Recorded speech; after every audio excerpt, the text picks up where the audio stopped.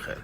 عندي الموظفة شوي مستانسة اليوم، لاقي المخمة أرخص بدينارين بواحد من المصانع، نفس البيكنج، نفس المخمة، نفس الديزاين، نفس الرقم اللي برا 120 واط 120 واط كل شيء. فقلت لها بطلي من داخل.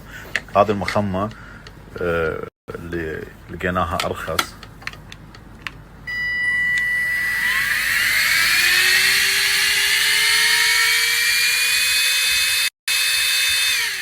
اوكي، وهذه مخمتنا. شلون اقوى؟ هذه اول طقه، هذه طقه ثانيه،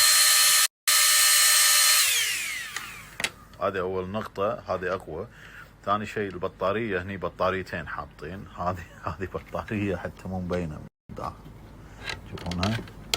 الاي سيات هني 4 اي سيات، هني اي سي واحد.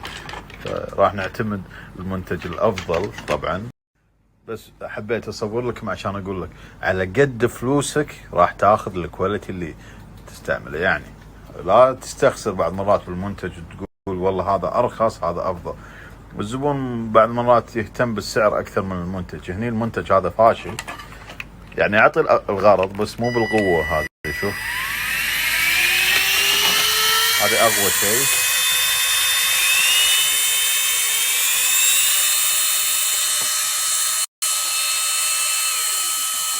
شاقة شق، يعني ما في مقارنة بينهم.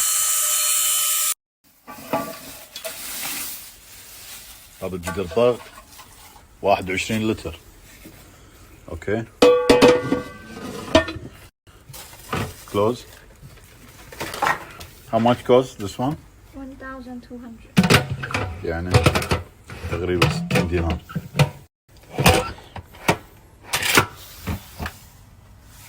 ترجمينا عربي. شوربة، أرز، تسخين، لحم. هذه بقوليات، وياي إعداد التوقيت، مدة الطهي. 1,200.